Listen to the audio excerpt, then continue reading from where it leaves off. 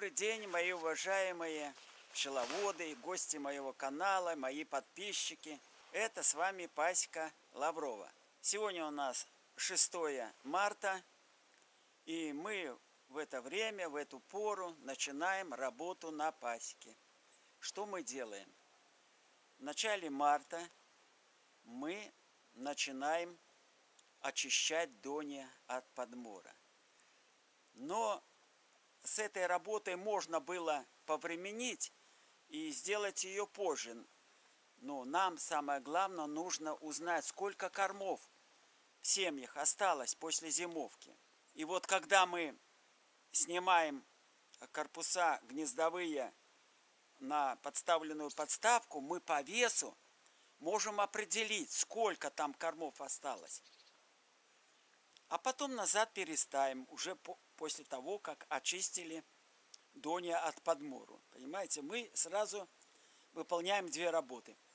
Очищаем донья от подмора и по весу определяем, сколько в семье осталось меда, кормов.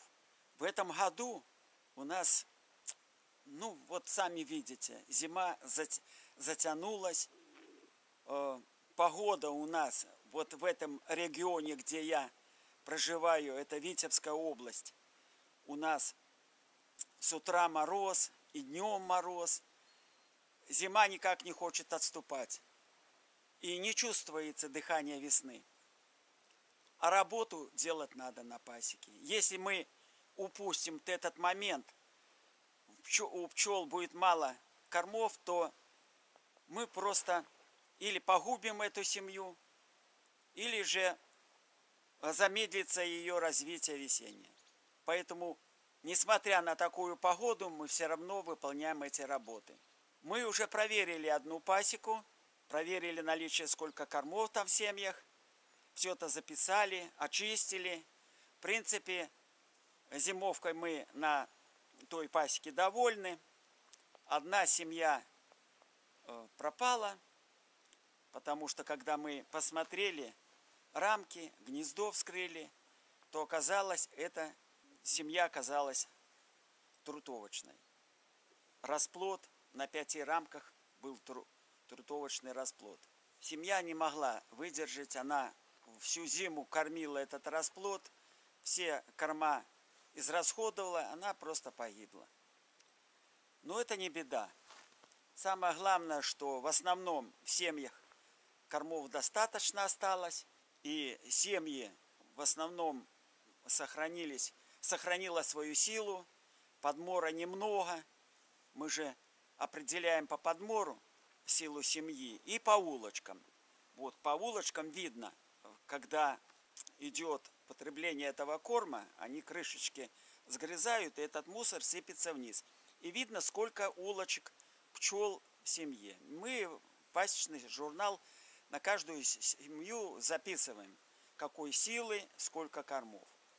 Мы вам сегодня покажем на одной семье, вот как мы эту работу проделаем. Те годы я вам показывал, там немножко другая обстановка была. Там и теплее было, и снегу меньше, там проще и легче было работать. Можете посмотреть прошлогодние мои записи. А в этом году, видите, снега много, холодно, с утра мороз. И приходится это все быстро делать. Берем подставку, ставим рядом около семьи и переставляем гнездовой корпус. Все это делается без шума, тихо, чтобы их не нарушать, пчел. Очищаем быстро, все записываем потом в журнал и переходим к следующей семье. Вот это мы вам покажем. Подходим к семье. И первым делом нужно отодвинуть доску, которая прикрывает литок. Если там есть решетка, еще осталось, значит решетку нужно снять. После этого можно свободно перенести гнездовой корпус на подставку. А так мы это не сможем сделать. Поэтому сейчас я отодвину, сниму решетку, если есть. И потом будем переставлять.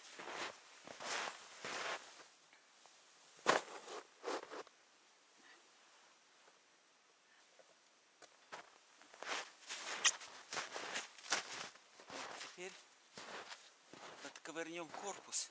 Он примется. Аккуратненько, тихонечко. Вот, подковырнули. И переносим, и по ощущениям своим, сколько там меда. У нас уже опыт есть. Вот, меда много. Вот смотрите, как мы определяем по улочкам. По улочкам определяем. 1, 2, 3, 4, 5, 6, 7. И 8-я улочка, там пчелы есть, видно. Ну, подмор там, где они сидят между в улочках пчелы, вот они осыпаются. А так более-менее хорошо, чисто, аккуратно. И мы очищаем. Пчелы сидят спокойно. Ну вот так мы очищаем. Пчел здесь много. Поэтому, учитывая, что зима была длинная, и в ноябре морозы стукнули, поэтому подмор будет. Вот, Витебская область у нас. Очень зима такая долгая. Ну и очищаем. Пчелки начинают вылетать, поэтому надо все быстро делать. Холодно, они погибнут.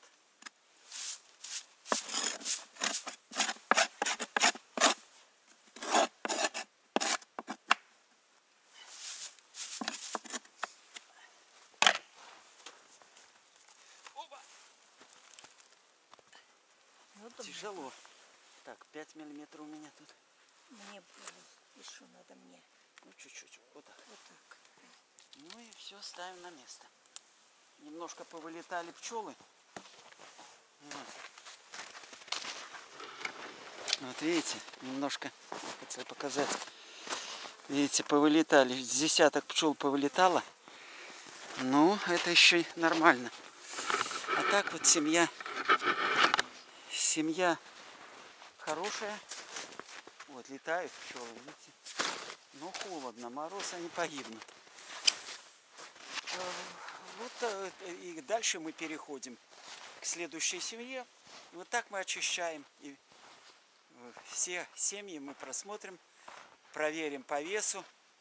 Там, где не достают, чувствуем мы мало корма, большая семья, и расплод появился рано, и, значит, расход кормов большой, мы эту семью, конечно, в первую очередь записываем и на учет ставим.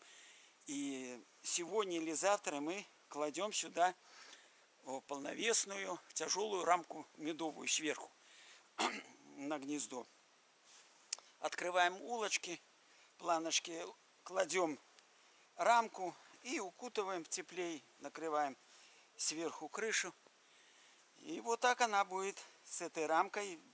Дополнительно там килограмма 4 меда будет. Кто следует моей технологии, можете повторить то, как мы делаем. В принципе, это надежно, сохраняет пчел. Надежно мы контролируем ход не только зимнего развития, но уже и весеннего. Ставьте лайк, подписывайтесь, делитесь этим видео с другими пчеловодами. Пускай больше пчеловодов знает о том, как я работаю. Это будет расширять посещаемость моих видео. Также участвуйте в комментариях, задавайте вопросы. Может, что-то вас интересует, спрашивайте. До свидания, до скорой встречи.